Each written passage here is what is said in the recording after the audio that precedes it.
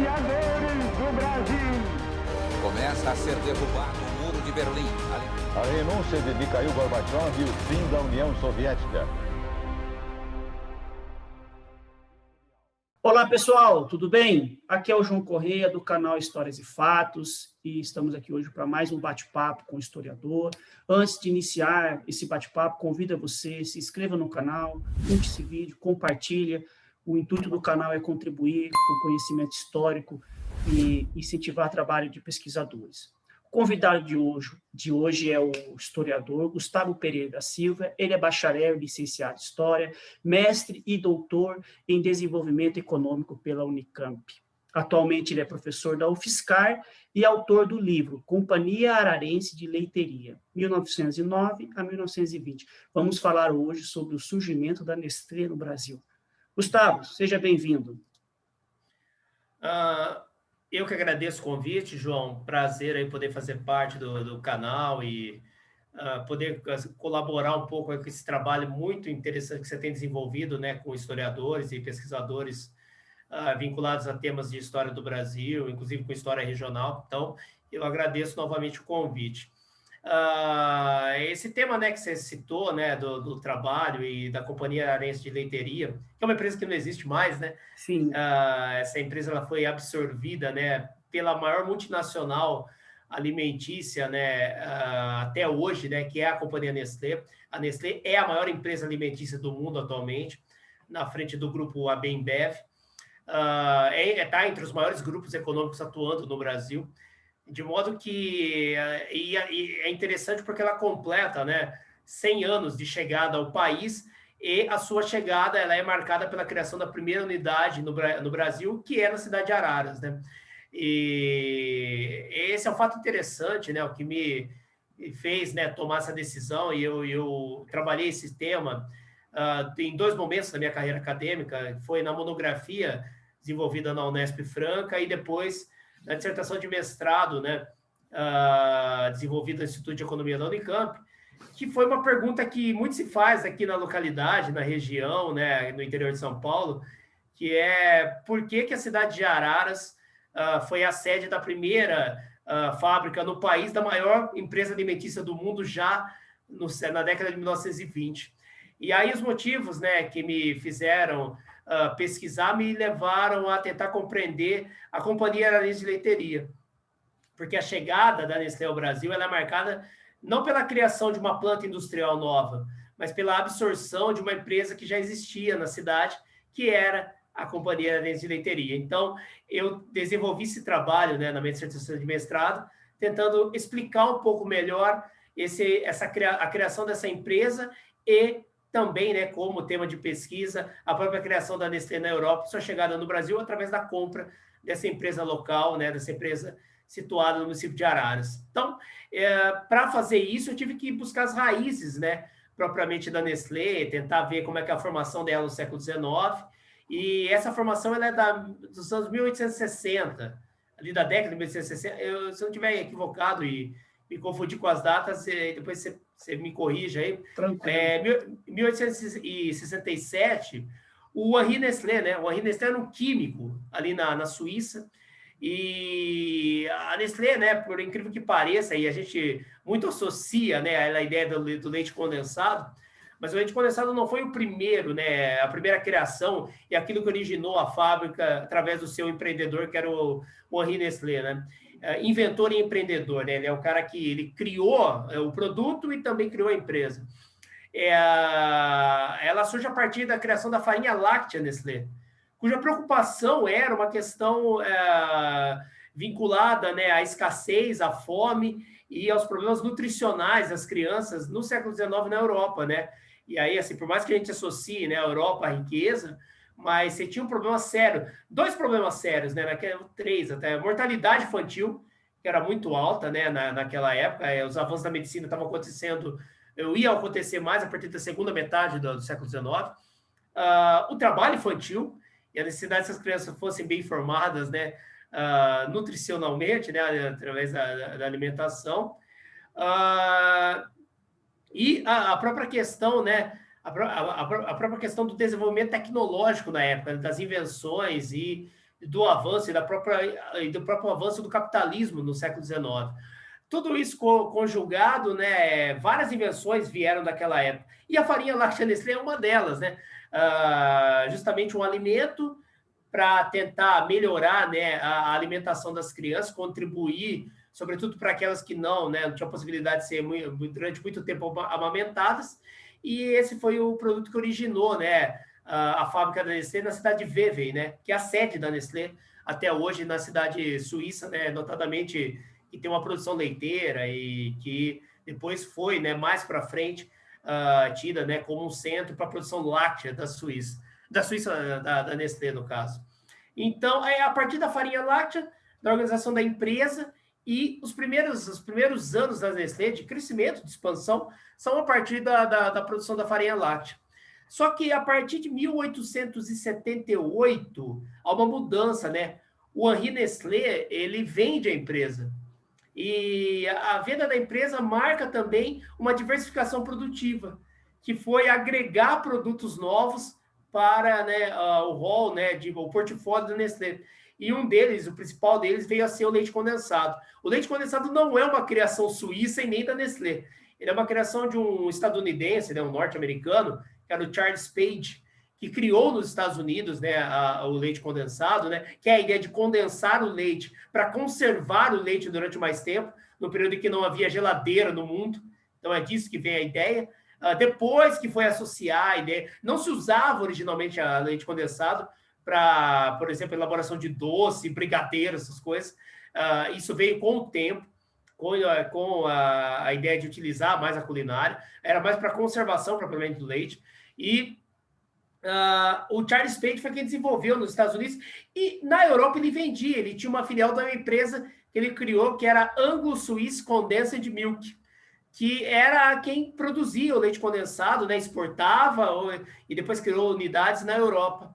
E aí que veio, a Nestlé tentou e começou, né, a tentar produzir o leite condensado, mas já tinha uma empresa grande, e veio uma ideia não só da Nestlé e da Anglo-Suíça, mas de várias empresas, né, do século XIX, final do XIX, começo do século XX, que é a ideia de fusão e aquisição, né? A ideia de fundir, ao invés de, para tentar manter margens de lucro, aumentá-las, ao invés de competir no mercado, se fundir. E aí surge o que a gente conhece até hoje, que é o nome, a razão social da Nestlé. É Nestlé and Anglo-Swiss Condensed Milk, que é a fusão da original Nestlé, criada pelo Henri Nestlé, cujo símbolo é ainda, né, lá do Henri, que é a ideia do nest, do ninho, que era, né, a marca registrada criada pelo próprio Henri Nestlé, aproveitando o seu sobrenome, né, o nest em alemão é ninho, e a Anglo-Suisse, que é a empresa americana que tinha a expertise original no leite condensado. Essa fusão foi em 1905 e criou o maior grupo alimentício do mundo no começo do século XX, e que vendia, né, e aí foi criando filiais ao redor do mundo. Você tinha unidades da Nestlé na Austrália e mais parte da Oceania, Ásia, espalhado por parte da Europa, nos Estados Unidos. E para o Brasil, a Nestlé já exportava leite condensado e farinha láctea desde a metade dos anos 1870. Então, era assim que se chegava. Você vai ver anúncios sobre farinha láctea, leite condensado, inclusive com o nome, né, que é o Milk Made, né?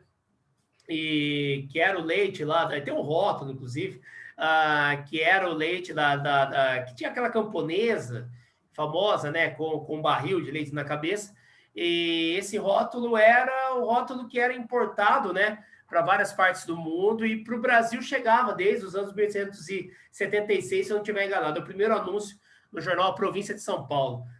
E esses anúncios se tornaram mais rotineiros, sobretudo com a chegada dos imigrantes, né? E os imigrantes, trazendo hábitos alimentícios da Europa, conheciam já o leite condensado e demandavam o produto aqui, tinham a utilização, né?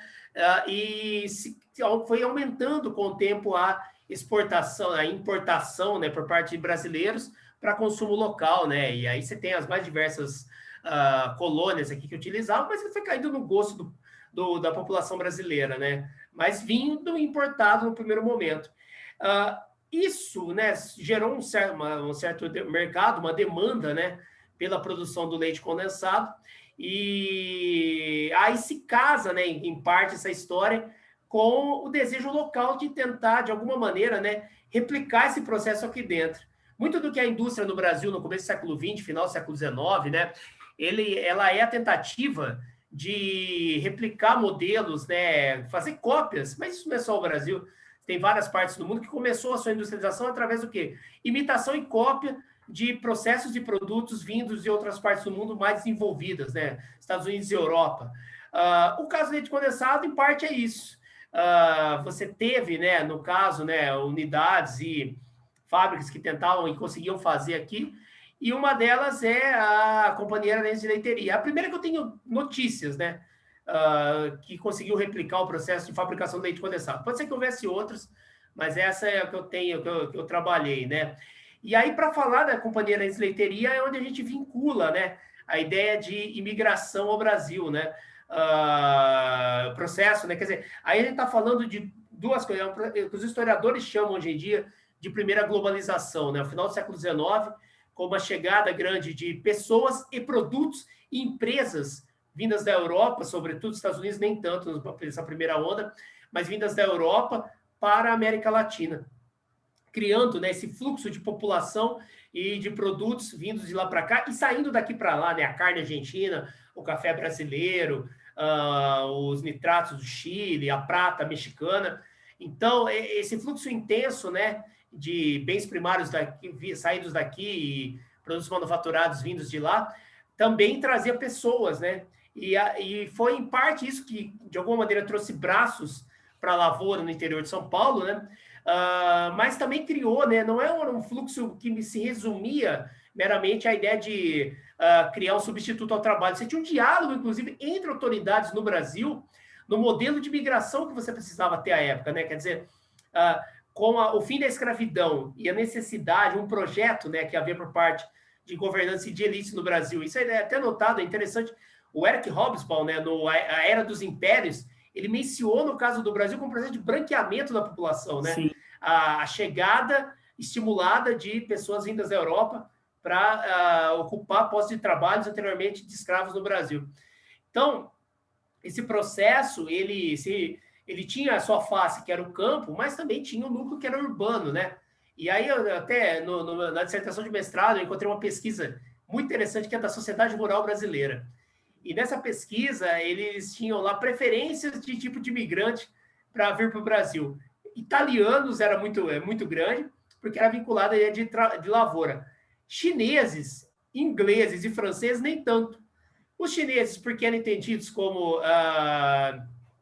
você tinha uma aversão, uma questão social e cultural, dificuldade de assimilação aqui, e ingleses e franceses, porque não eram vistos como pessoas vinculadas ou aptas ao trabalho nas zonas rurais, que seriam mais o quê? Eles que seriam mais pessoas vinculadas aos donos das empresas, aos donos das grandes fábricas, e isso os fazendeiros não queriam. Mas, apesar disso, vários, né, ingleses e franceses chegaram ao país, né? E um deles é o Louis Noguet. Louis Noguet chegou no Brasil em 1902, eu fiquei na dúvida entre 2 ou 4, se a pesquisa estiver correta, é 1902.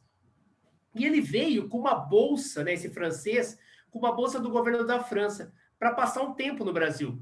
A França, notadamente, uma expertise agrícola, como tem até hoje, muito grande. E o Louis Noguet era um técnico agrícola. Esse técnico agrícola que teria conhecido o método de fabricação do leite condensado na Europa, que já era amplamente disseminado, mas que veio para o município de Araras, para o interior de São Paulo, né, a 170 quilômetros da capital. Araras, à época, né, no começo do século XX, era um município cafeeiro. As pesquisas indicam, né, os trabalhos mais clássicos, do Sérgio Millier, né, roteiro do café no Brasil, mas eles vão indicar que Araras já estava num ciclo de estabilização, mas mais para a queda, né, da produção cafeeira. Os cafezais aqui já tinham em torno de 50 anos. Mas era um município cuja renda vinha havia grandes fazendeiros e havia um desejo de aprimoramento da cafeicultura, não só daqui, mas de outras cidades da região, e a ideia de criar núcleos agrícolas e escolas agrícolas para melhorar a mão de obra, né? E o Luiz Nogueira veio nesse esforço, ele veio como um professor para trabalhar na recém-criada Escola de Trabalhadores Rurais Senador Lacerda Franco, no município de Araras, em parte financiado pelo governo da França, e vai receber também uma dotação por parte da municipalidade, da prefeitura. As prefeituras, naquela época, assim como se debate até hoje em dia, mas naquela época havia uma escassez de vagas no ensino, que é o ensino básico hoje em dia, né? O infantil e fundamental. E já era comum, já era praxe à época, que houvesse nos orçamentos municipais parte deles sendo o quê? Deslocados para pagamento de unidades privadas, né, de ensino. Escolas particulares, muitas delas, inclusive, organizadas por imigrantes, alemães e outros, mas para ter vagas, né? E essa Escola de Trabalhadores Rurais, ela recebeu subvenção por parte da prefeitura local e o Luiz Nogueira foi trabalhar nela. Então, ele, a princípio, é um francês que conhece o método leite condensado, mas que vem para ser meramente um professor, sendo ele um técnico agrícola vindo da França para o Brasil. Mas, em 1909, entre 1908 e 1909, os jornais locais reportam isso, né? A Tribuna do Povo, que é o principal jornal de Araras, e já tinha, né? Já era o jornal do final do século XIX, e retrata bem os diálogos. Ele entra em contato com fazendeiros locais. A cidade tinha, né, vários fazendeiros, a Baronesa de Arari e outros, família Lacerda Soares, todos vinculados à grande parentela da família Lacerda Franco, cuja matriarca era a Baronesa de Arari.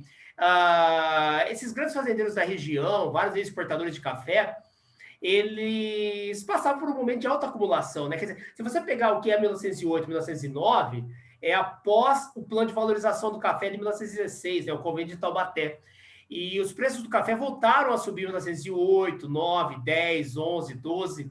Então é um ciclo de alta. Esse ciclo de alta, né? E aí os trabalhos, né?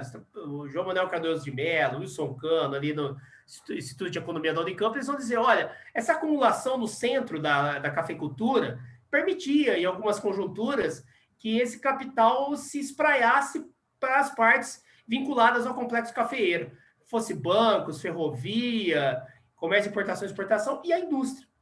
E é nesse afã aí que o Luiz Nogueira, né, que é o grande organizador do ponto de vista da direção técnica, se junta aos fazendeiros que vão financiar esse empreendimento dele e criam, em 1909, na cidade de Araras, a Companhia Ararense de Leiteria, que tem lá no seu contrato inicial, a finalidade é produção e venda de leite condensado, gelo e outros produtos. Então, a ideia aqui foi pegar a produção local de leite, mais a produção de fazendas da região, ou até um pouco mais distantes, se aproveitando da logística permitida pela Companhia Ararense de Leiteria. Uma vez que a Companhia Ararense de Leiteria tinha suas instalações ao lado do ramal da Companhia Paulista de Estradas de Ferro. Então, ela podia tanto receber o leite das localidades vizinhas e das fazendas vizinhas, quanto escoar a sua produção para o grande mercado paulista, dado que a Companhia Paulista, os trilhos da Companhia Paulista, né, passavam ali por Cordeirópolis, seguiam adiante e vinculavam até o mercado da capital. Então, era uma localização estratégica extremamente fundamental, angariou os principais capitalistas de Araras e da região, notadamente membros da família Souza Queiroz, foram, né, acionistas. Não era uma companhia de capital aberto, né, não era uma SA, uma sociedade, não negociava ações em bolsa, era uma empresa, uma sociedade comandita, que se chamava à época, né, e que tinha o seu núcleo lá de 10 a 15 acionistas, mas grandes capitalistas locais que organizaram a partir da direção técnica. Quer dizer, era um indivíduo que conhecia o processo e foi o grande diretor técnico da empresa, responsável pela montagem das instalações, que era o Louis Nogueira, o francês,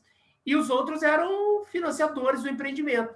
O principal dele era o João de Lacerda Soares, que era junto do Luiz Nogueira, os dois que tinham o maior número de ações da empresa. Então, era uma empresa que, ao mesmo tempo, era uma opção importante de investimento e de alocação do capital para fazendeiros enriquecidos, e para o Luiz Nogueira era a possibilidade dele ir além de ser um docente lá na Escola de Trabalhadores Rurais na Lacerda Franco. Então, a empresa vem e ela começa a produzir, a ter o leite condensado, Tem até anúncio, né, no Jornal Estado de São Paulo, da Companhia Aranense de Leiteria. Ela copiava rótulos e tentava imitar o rótulo do leite condensado da Nestlé, mas não era só ela que fazia isso. Se você pegar, né, tem um livro muito famoso, inclusive, que é A Industrialização de São Paulo, o livro do estadunidense Warren Jim, ele vai citar que várias empresas copiavam rótulos de produtos estrangeiros para tentar ampliar o seu consumo e fazer com que, através da imitação, né, ela pudesse ter um consumo mais disseminado entre, inclusive, membros que vinham da Europa. Então, né, a Leiteria fez isso também.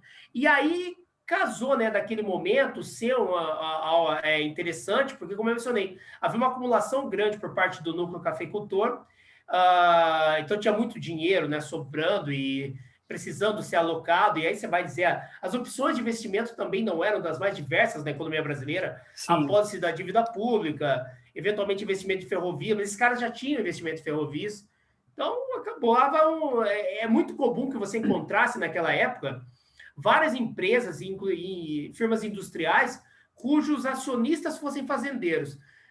Geralmente o diretor técnico era um estrangeiro que conhecia o processo, mas os restantes acionistas eram fazendeiros que queriam investir e diversificar os seus capitais. Era uma questão também para esses fazendeiros, de diversificação do seu investimento, né? Sim, eu acho que é uma coisa interessante, né? Porque focar só no café, não sei se isso repercutiu para esses grandes fazendeiros, essa diversificação da sua fortuna, né? Porque depois, em 29, vem a crise de 29, né? E muitos faliram porque só focaram no café, né? Não sei se isso tem alguma coisa a ver também, né? Desculpa o meu comentário. Não, o seu comentário tem muito a ver, né? Como diria o grande historiador econômico Fernand Braudel, né, o francês, os que estão no topo da sociedade capitalista são aqueles que têm a possibilidade de diversificar, que têm a liberdade do capital, né? Então, ele menciona o Fernand Braudel na sua obra clássica, né? Civilização Material, Economia e Capitalismo, que em 3 volumes, né? No volume do 2, que é os Jogos das Trocas, ele menciona, né, que tanto faz no século XIV um capitalista, como ele cita o caso do Jacques Kerr, que investia em bancos e outros papéis lá no mundo medieval, quanto no século XX, ambos têm a similaridade que é a liberdade do capital, né? O cara que está no topo da sociedade geralmente tem vários investimentos, e não um só, e não concentra. Então, você tem razão aí, né? Quer dizer, esses indivíduos passaram a lucrar, e vários deles, né, se desfizeram de suas fazendas, mas tinham outras fontes de acumulação. Nesse caso, que é ali por volta de 1909, 10, era esse o desejo, né? Então, essas empresas conseguiam, né, várias firmas industriais, eles utilizavam matéria-prima local, então nem demandavam muitas vezes tantas importações. Tinha um mercado ali que estava em expansão, a imigração muito forte, o crescimento do mercado capital, mas mesmo no interior o avanço da população era muito grande, as relações capitalistas estavam sendo plenamente implantadas, então tem mercado de trabalho assalariado. Então, é o início de capitalismo plenamente no Brasil, e essas empresas acabam meio que assambarcando, né, essas oportunidades. E aí tem questões que são conjunturais, né? As coisas acontecem ali ao mesmo tempo. Nesse caso, no caso da Companhia Aranense de Leiteria, que fabricava leite condensado antes da Nestlé chegar, ela tinha na Nestlé um concorrente, né?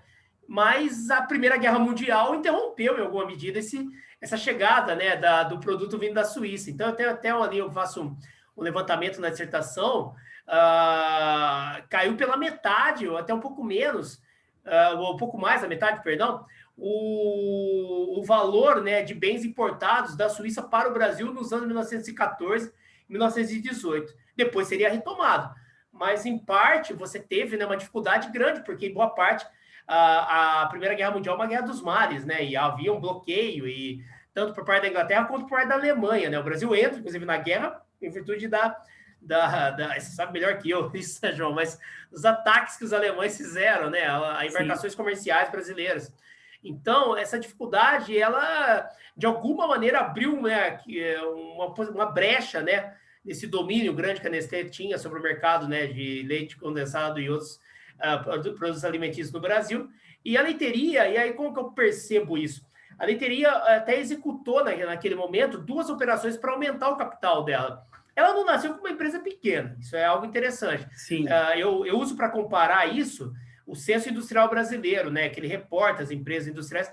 Então, no estado de São Paulo, a leiteria, quando foi criada em 1909, o capital dela, o capital social, colocava ela na terceira colocação entre as empresas do ramo alimentício, Nossa. que na maioria delas eram empresas vinculadas a massas alimentícias, muitas pastifícios, né, criados por italianos. Então, a leiteria seria a terceira maior empresa do estado de São Paulo quando ela surgiu, no ramo alimentício.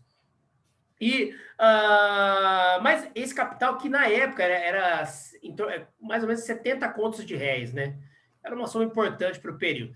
Ela vai ter, ali em 1915 e 17, 2 operações para aumento do capital da empresa. E aumento do capital pode ser para compra de maquinário, expansão das instalações, compra de mais matéria-prima, né?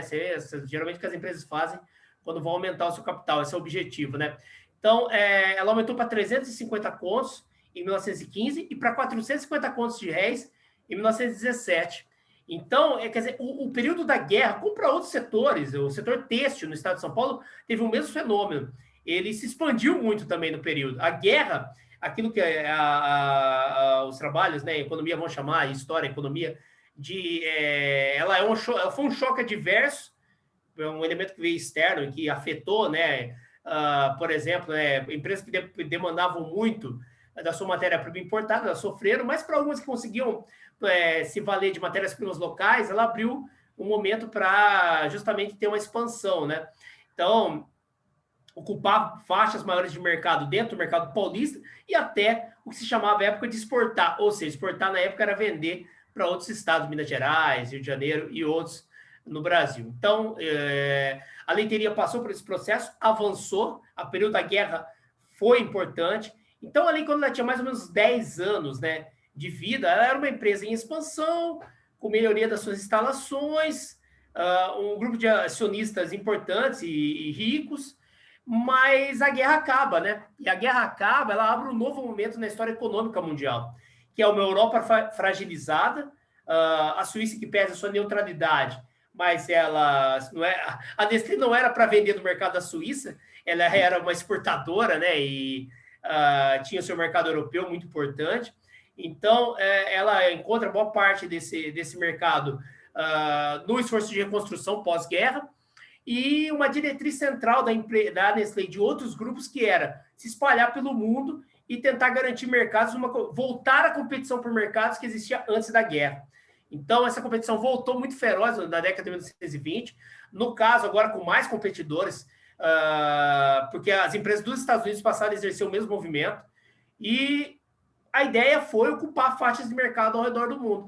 E foi nesse afã que a Nestlé passou a buscar, né, a implantação de uma planta industrial no Brasil. E esse diálogo veio, havia especulações à época, e a decisão veio no final de 1920. No final de 1920 foi feita uma oferta aos acionistas, né, da Companhia Aranense de Leiteria, por parte da Nestlé, e essa oferta foi... A empresa tinha um capital social à época de 450 contos de réis. A oferta foi de comprar a parte deles e as instalações por 1.200 contos de réis. O que era a época 1.200 contos de réis? A época, é difícil, né, se comparar, porque até daria para comparar com outras empresas alimentícias, mas eu tentei pegar uma base local de comparação, já que estava em Araras a época. Isso dava, né, a época era 6 vezes o orçamento da cidade. Nossa. Se fosse hoje, 6 vezes o orçamento de Araras, dá 4 bilhões de reais, que é mais ou menos... Fazendo, né?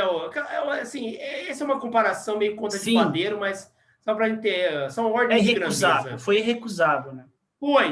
Foi, e assim, que uma empresa exitosa, que estava em expansão durante a década de 1910, ela rapidamente foi vendida em questão de 2 meses para, né, o grupo suíço, que era o maior grupo alimentício, como é até hoje, do mundo, que é a Nestlé, e ela comprou as instalações e se instalou, o que é interessante, né, os paralelos dessa história, ela se instalou no município, assim, ela não criou uma planta nova, ela utilizou a planta da leiteria.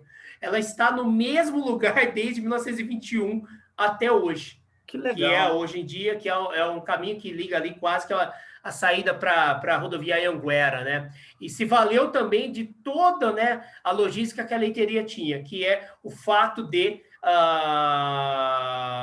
ter ela margear os trilhos da Companhia Paulista, né? Na realidade, a estação de Araras da Companhia Paulista era ao lado da Companhia Aranhas Leiteria, que ficou ao lado da Nestlé, né? Das instalações da Nestlé.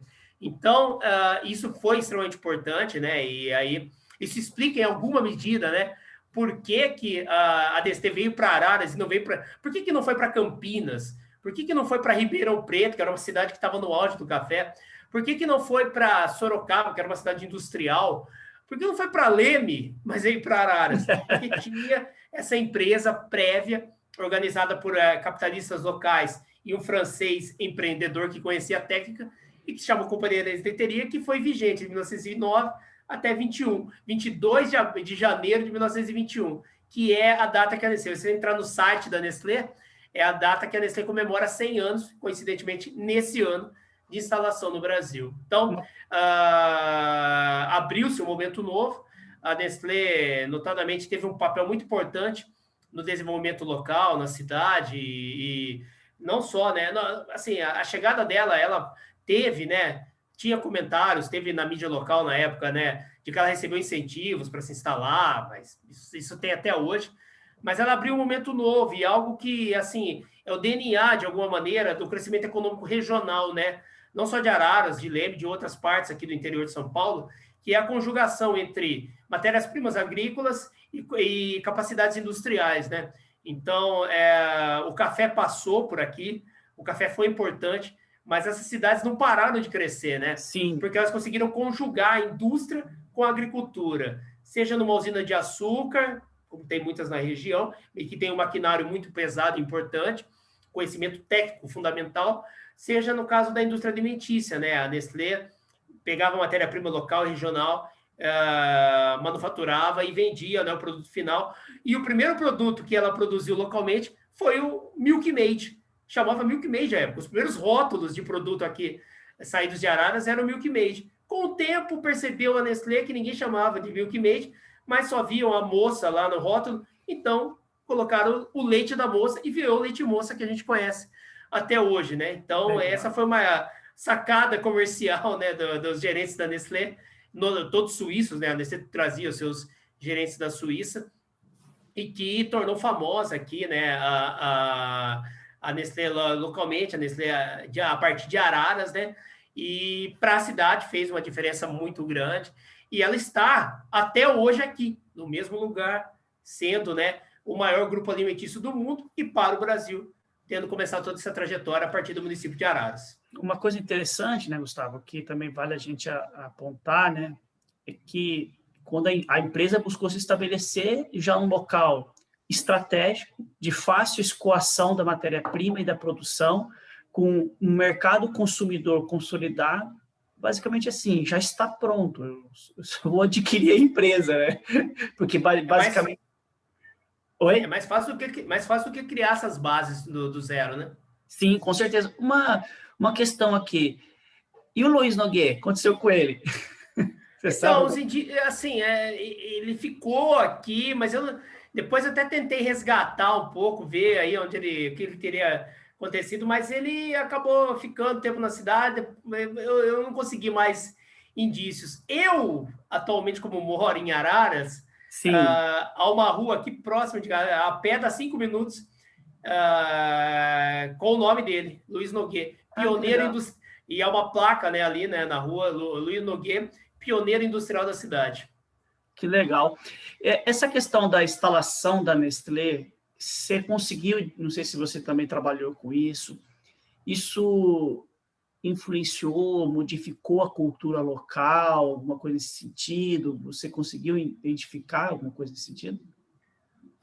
Houve alguma medida, né, uma presença suíça maior na cidade, que já tinha, mas que isso teve, né, através de... A Nestlé, como várias empresas fazem até hoje, né, multinacionais, trouxe os seus técnicos e funcionários, muitos deles vindos da Suíça, os gerentes, notadamente durante muito tempo, né, foram suíços, durante muito tempo do século XX.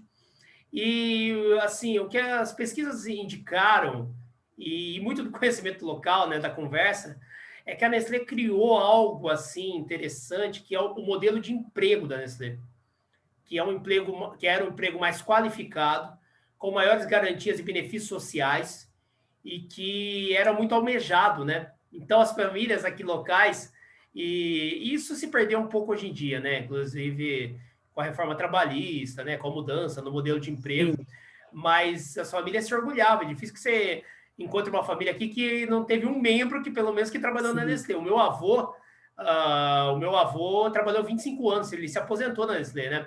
E, assim, é sintomático o caso do meu avô.